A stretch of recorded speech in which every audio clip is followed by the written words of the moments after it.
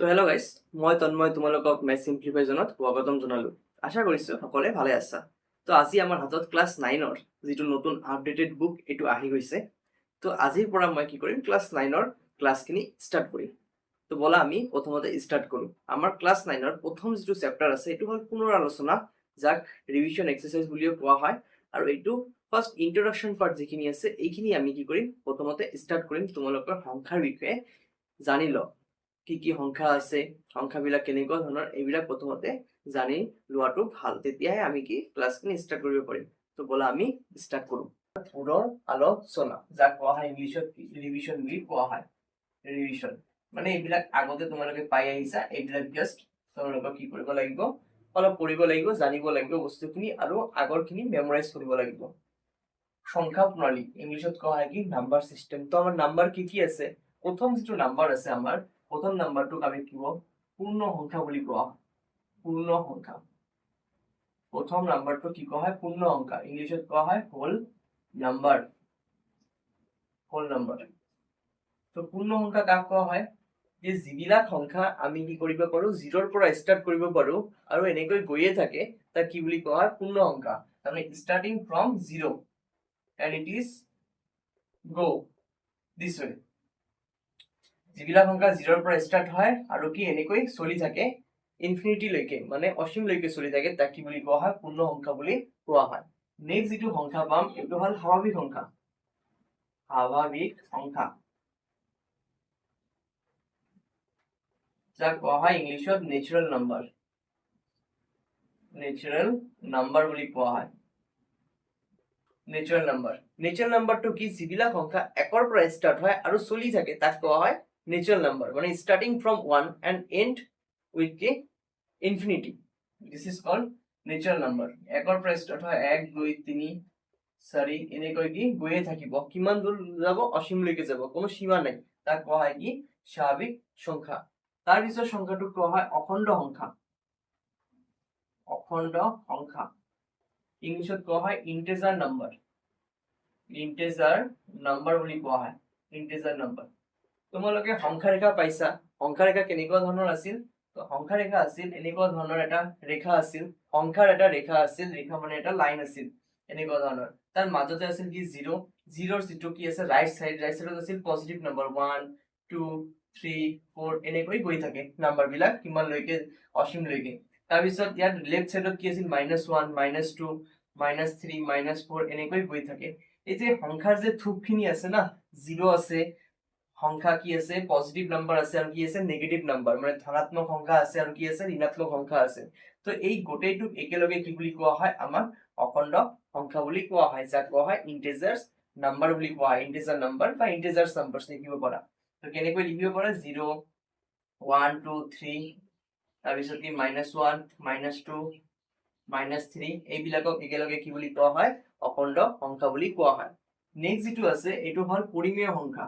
পৰিমেয় সংখ্যা, পৰিমেয় সংখ্যা, ইংলিছত কোৱা হয় ৰেশনাল নাম্বাৰ।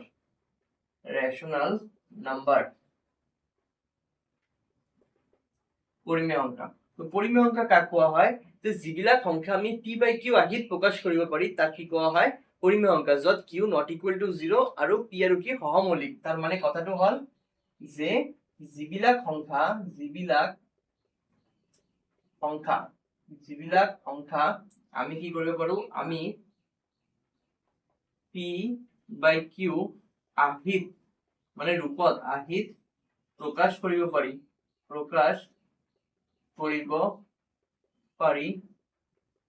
য'ত p আৰু q অখণ্ড সংখ্যা, অখণ্ড সংখ্যা আৰু q not equal to 0, তাক কি বুলি কোৱা হয়, ৰেশনাল নাম্বাৰ বা পৰিমেয় সংখ্যা। তাক পৰিমেয় সংখ্যা বলে। এইবিলাকক কি সংখ্যা বুলি কোৱা হয়, পৰিমেয় সংখ্যা বুলি কোৱা হয়।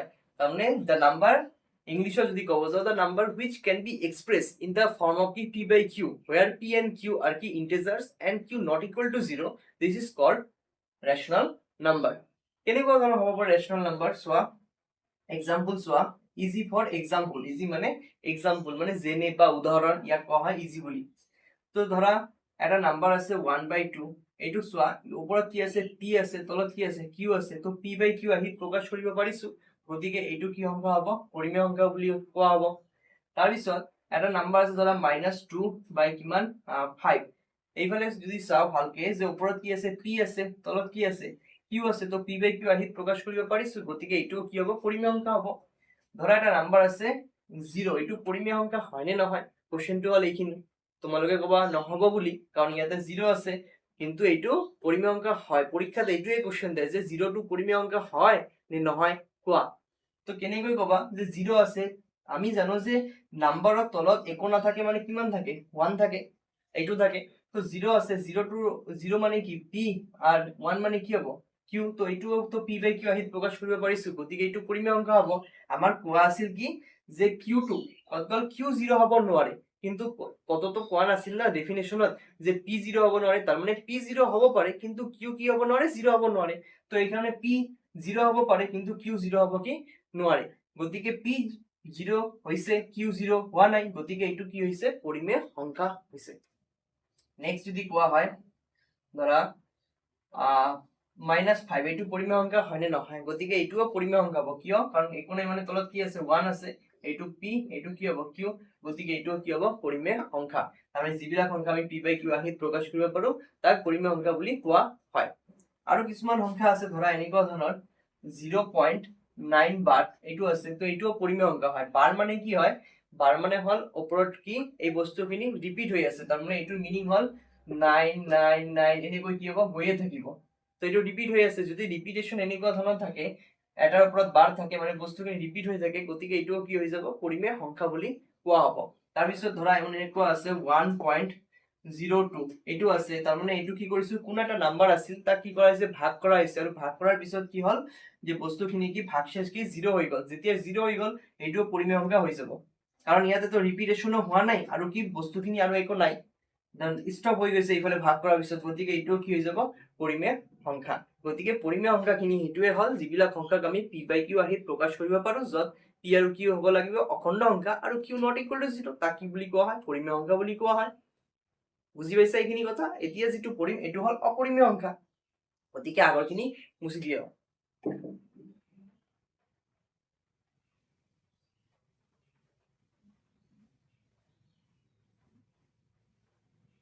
তো অপৰিমেয় সংখ্যা জাস্ট ওলোটাটো ইয়াৰ, অপৰিমেয় সংখ্যা, অপৰিমেয় সংখ্যা ইংলিশত কোৱা হয় irrational number, irrational number, irrational number বুলি কোৱা হয়। ইয়াৰ অপোজিটটো যে যিবিলাক সংখ্যা আমি কি p/q আহি প্ৰকাশ কৰিব নোৱাৰি, য'ত q not equal to 0, তাক কি বুলি কোৱা হয়, অপৰিমেয় সংখ্যা বুলি কোৱা হয়। তাৰ মানে ডেফিনেশনটো এনেকুৱা ধৰণৰ হ'ল, যিবিলাক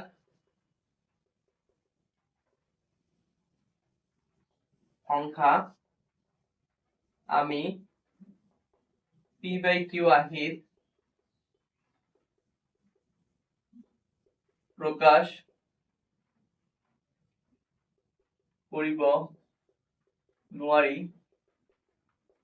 য'ত q not equal to 0, তাক কি বুলি কোৱা হয়,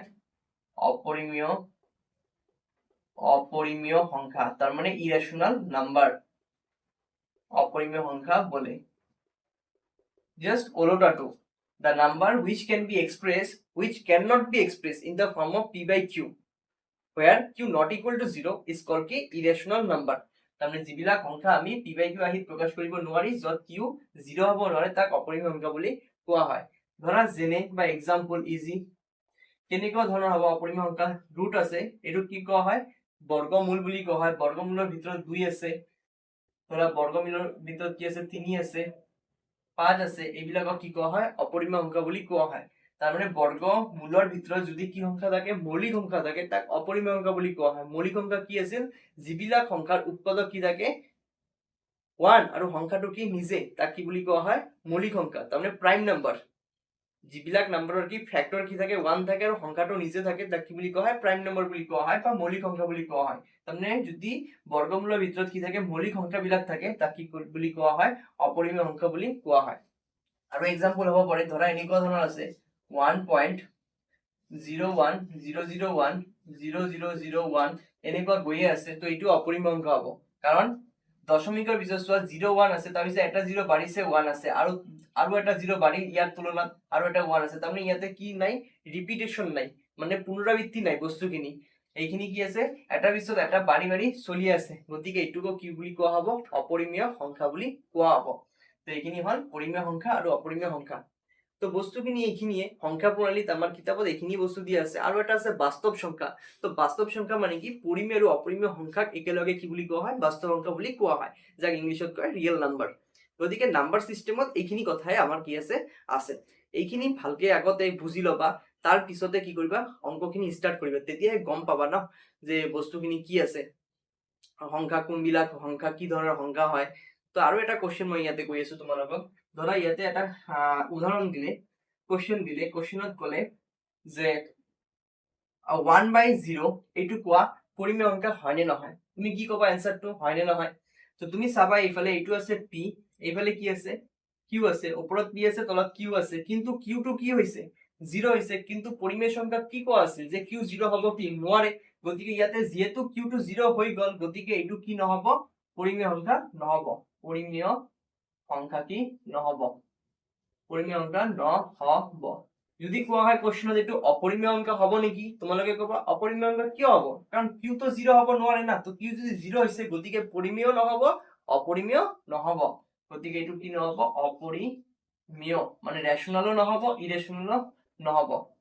এইখিনি কথা কোৱেশ্চনখিনি এইখিনি আহে তাৰ পিছত ধৰা এটা কোৱেশ্চন দিলে 0.90 এইটোৰ ওপৰত বাৰ দিয়া আছে কৈছে এইটো পৰিমেয় সংখ্যা হ'ব নে নাই যদি কেতিয়াবা নাম্বাৰৰ ওপৰত বাৰ দিয়া থাকে তেতিয়া কি মনত ৰাখিবা যে এইটো পৰিমেয় সংখ্যা হ'ব কাৰণ পুনৰাবৃত্তি হৈ আছে এই বস্তুখিনি গতিকে এইটো কি হ'ব পৰিমেয় সংখ্যা হ'ব কিন্তু অপৰিমেয় কিন্তু নহয় পৰিমেয় সংখ্যা হ'ব